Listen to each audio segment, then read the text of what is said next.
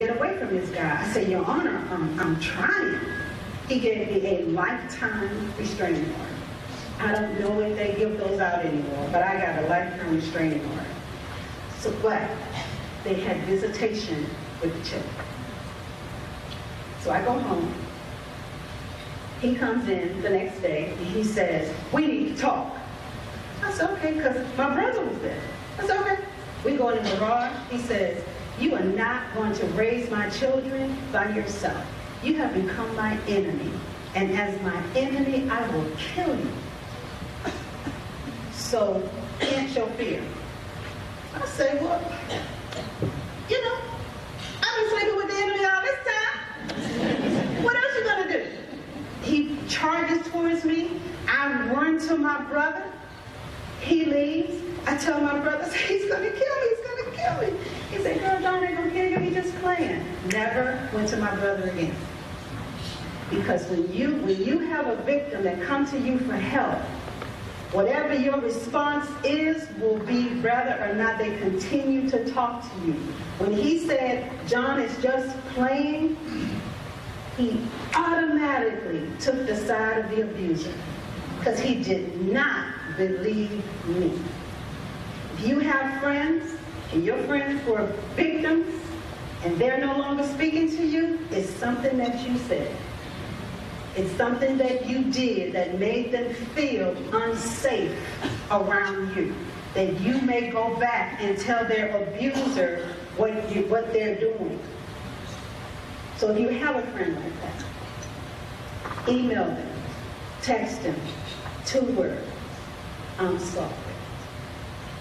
That person will respond back and say thank you. Because it is hard for a victim to get people to believe them, especially when they have no physical scars to prove that they're victim. In everybody's life, they're abuser. He's charismatic, or she. In the community, people love them. Why would you speak badly about that person? You automatically took the side of the abuser. He wouldn't do anything like that. Automatically took the side of the abuser. That's how fast it works for victims. That tells me I can't talk to you. I can't go to you for help. That's why they don't leave. Because where am I going to go? October 23rd, FBI knocked on my door. You know how they knock on their home. He said, is Mildred Muhammad here? Nah. She ain't here. So we're looking for her because we need to ask her some questions about John Muhammad. I said, okay, well, what questions do you want to ask? He said, well, when was the last time you seen him? My hands started sweating. I said, September 2001 at an emergency custody hearing. Well, have you heard about any shootings anywhere in the country? He said, no, sir. He said, well, we need you to come down to the police station. I said, I ain't going nowhere with y'all.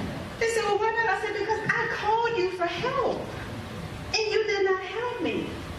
I tried to tell you that this man is going to kill me, but you did not have it. They said, we just need you to come down and answer some questions, Ms. Muhammad, that's all. Go down to the police station, set me at an interrogation table, 2 men on this side, I'm on this side with another agent. So when was the last time you seen him? I said, at an emergency custody hearing in 2001. They said, okay. We need you to listen to the CD. I listened to the CD. Do you recognize the voice? I said, no, I don't recognize the voice. They said, okay, Ms. Muhammad. There was an agent walking back and forth. He stops. He said, look, Ms. Muhammad, we just got to tell you. We're going to name your ex-husband as the sniper. I said, what? John? My head hit the table. He said, well, do you think he would do something like this? I raised my head. Yeah. I said, well, why would you think that? I said, because we were watching a movie. I don't remember the name of it, but he said, I could take a small city, terrorize it. They would think it would be a group of people, and it would only be me. I asked him, why would he do something like that, and he changed the subject. I said, well, Ms. Muhammad, didn't you know you were the target? I said, why would I think that? I said, well, there was a man shot 2 miles from you 6 times. There was another man shot in the abdomen right down the street from you. Ms. Muhammad, you were the target. Would you like to go into protective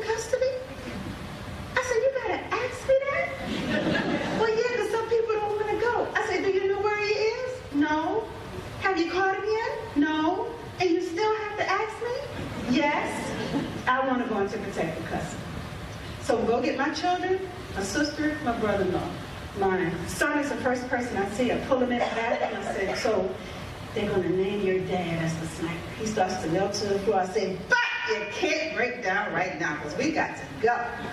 Went down and got my daughters. We left. As we were leaving, the media was coming in.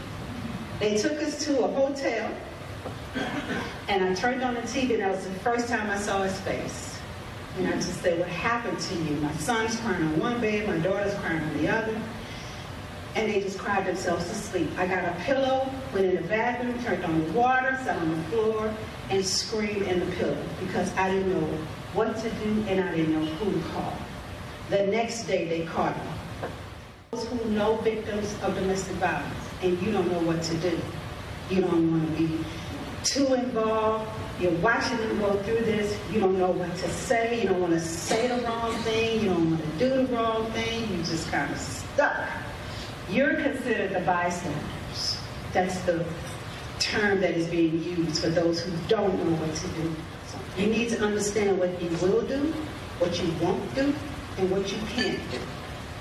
Will you give them money? Can they come and stay with you? Do you know resources to give to them?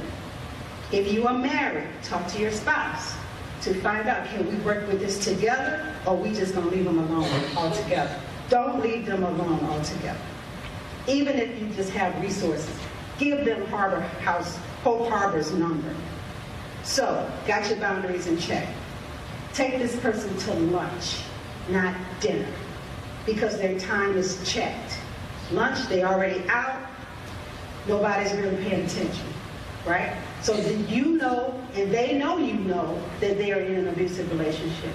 The only question you have to ask is, how can I help you? You may be the only person that has asked, how can I help you, instead of, you need to leave, I don't know why you're still there, you picked her, I don't see what's the problem, you've been there that long, you and your children need to leave. You sound just like an abuser.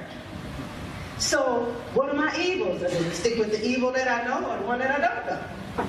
So that means I have nowhere to go. I'm in that middle ground. I have nowhere to go because everybody's condemning me. You're blaming me. They told me when they caught John, the community said, well, you know, if you would have stayed with him, he just would have killed you.